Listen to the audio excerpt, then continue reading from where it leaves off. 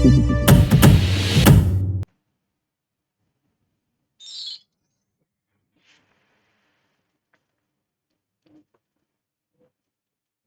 दिन हो गए पर शॉल का पता नहीं लगा। सेवक जी ने रेलवे स्टेशन पर पूछताछ की। डिब्बे में साथ बैठे एक परिचित व्यक्ति से पूछा, पर पता नहीं लगा। पुलिस में रिपोर्ट और अखबार में विज्ञप्ति छपाने पर सोचा, पर लगा कि गांधी जी की दी हुई पवित्र शॉल थी। उसे पुलिस और अखबारी मामलों में फंसाने से उसकी पवित्रता नष्ट होगी। कोई चाबियों का गुच्छा या सूटकेस तो था नहीं, पूज्य गांधी जी की शॉल थी। सेवक जी हर दिन की तरह दरवाजे पर कुर्सी लगाकर बैठे थे, शून्य में देख रहे थे। सड़क पर कितने ही परिचित निकल गए, सेवक जी ने किसी को नहीं बुलाया।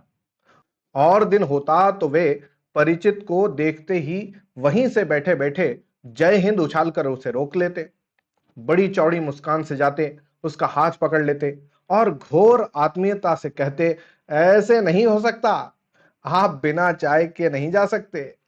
पकड़कर भीतर ले जाते, चाय बुलाते, अलमारी से एक फाइल निकालते जिसमें वे अखबारी कतरनें लगी थीं, जिसमें उनका नाम छपा था। इनमें वह कतरन भी थी जिसमें उनके बचपन में खो जाने पर पिता ने उनकी खोज में विज्ञप्ति छपाई थी। एक एक कर सब कतरने वे बताते और बीच बीच में अपनी राष्ट्र और समाज सेवाओं का उल्लेख करते जाते। वे बताते कि किस सन में किस नेता के साथ जेल में थे। परिचित उठने का उपक्रम करता तो सेवक जी आग्रह से उसका हाथ पकड़कर कहते, बस बस बस एक मिनट और, मैं आपको अपने जीवन की सबसे मूल्यवान सबसे पवित्र वस्तु बतलाता हूं। अलमारी में से तह की हुई एक हल्के नीले रंग की शॉल निकालते और आरती के थाल की तरह सामने करके भाव विभोर हो कहते, यह शॉल मुझे पूज्य गांधी जी ने दी थी। मेरे विवाह में वे स्वयं आशीर्वाद देने आए थे। हम दोनों के सिरों पर हाथ रखकर हमसे बोले, तू मेरा बेटा नहीं, यह मेरी बेटी है। खिलखिलाकर हंस पड़े बापू और यह शाल हम दोनों को ओढ़ा दी। आज वे नहीं है। वे आंखें बंद कर लेते और भाव तल्लीन हो जाते। परिचित अगर समझदार होता तो इस स्थिति का लाभ उठाकर बिना जय हिंद किए ही झटपट निकल भागता। कोई परिचित उस सड़क से बिना इन कतरनों और उस शॉल को देखे निकल नहीं सकता था। आज 4 दिनों से लोग बेखटके निकल रहे थे। सेवक जी उन्हें नहीं छेड़ते थे। सोचते, उस घर में अब किसको क्या बुलाएं जिसकी श्री ही चली गई है। टाउन हॉल में शाम को सभा की घोषणा करता हुआ लाउड स्पीकर लगा तांगा निकला।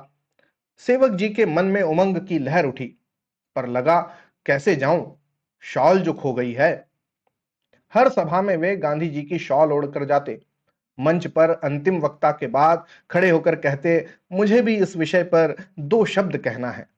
माइक पर वे बोलते, मैंने जो कुछ सीखा गांधी जी के चरणों में बैठकर, वे मुझे पुत्रवत स्नेह करते थे। मेरे विवाह में वे स्वयं आशीर्वाद देने आए।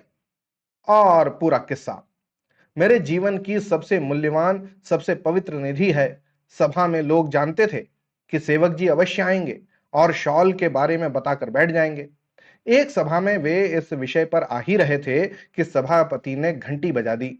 हड़बड़ाकर बैठने लगे, तभी किसी मस्खरे ने आवाज लगाई, अरे सेवक जी, आप शॉल के बारे में बताना भूल गए।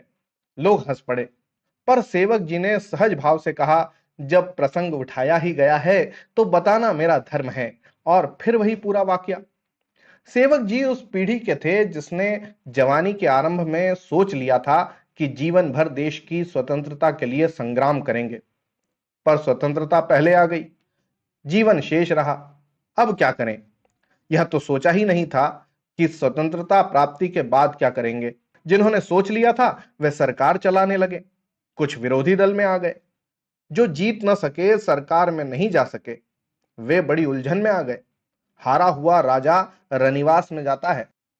सेवक जी अध्यात्म में आ गए, पर वहां मन नहीं लगा। वे लौट आए, पर अब क्या करें। वे पूरे जोर से सोच रहे थे। शॉल जीवन शक्ति ले गई, किस लिए जिए, जिए तो करें क्या। ऐसे जीने से मर जाना अच्छा। एक विचार उनके मन में सहसा आया और उसके आवेग से वे खड़े हो गए, चप्पल पहनी और दूर सदर कोने में कपड़ों की एक दुकान पर गए और वैसी ही शॉल खरीद ली। मन ही मन समाधान कर लिया, वस्तु सत्य नहीं है, भावना सत्य है। अब समस्या खड़ी हुई कि उसका नयापन कैसे मिटे। सेवक जी ने उसे पानी में डुबाकर सुखाया, उससे फर्श साफ किया, 2-3 दिन तक उसे ओढ़कर सोते रहे। अत्याचार से उसकी चमक दमक गायब हो गई, प्रफुल्लता लौट रही थी। पर ज्यों ही वे प्रसन्न होते, आशंका कूद पड़ती कि लोग समझ न जाएं। शाम की सभा तय थी। कई दिन बाद सेवक जी सभा की तैयारी में थे। कुर्ता और धोती निकाले, शॉल निकाली, मंच पर बैठे धुकधुकी लगी। कोई भेद न जान ले, कोई सहज से देखता तो कांप जाते। इन्होंने शॉल का रहस्य भांप लिया। अंतिम वक्ता के बाद खड़े हुए, बोले, मुझे इस विषय पर 2 शब्द कहना है। उन्होंने माइक पकड़ लिया। दिल धड़क रहा था और हाथ कांप रहे थे। आज पैरों को स्थिर करने का प्रयत्न करना पड़ रहा था। बोलना शुरू किया, मैंने जो कुछ सीखा है गांधी जी से। यह शाल उन्होंने मुझे दी थी, बापू स्वयं। पहली पंक्ति में बैठा हुआ एक आदमी उठकर खड़ा हो गया और बोला, क्यों झूठ बोलते हैं सेवक जी, यह शॉल तो नई है, बिल्कुल मिल की है। भला गांधी जी मिल की शॉल देते? सभा में हंसी हुई। सेवक जी के पैर डगमगाए, माइक पर पकड़ ढीली हुई और वे वहीं पर बैठ गए।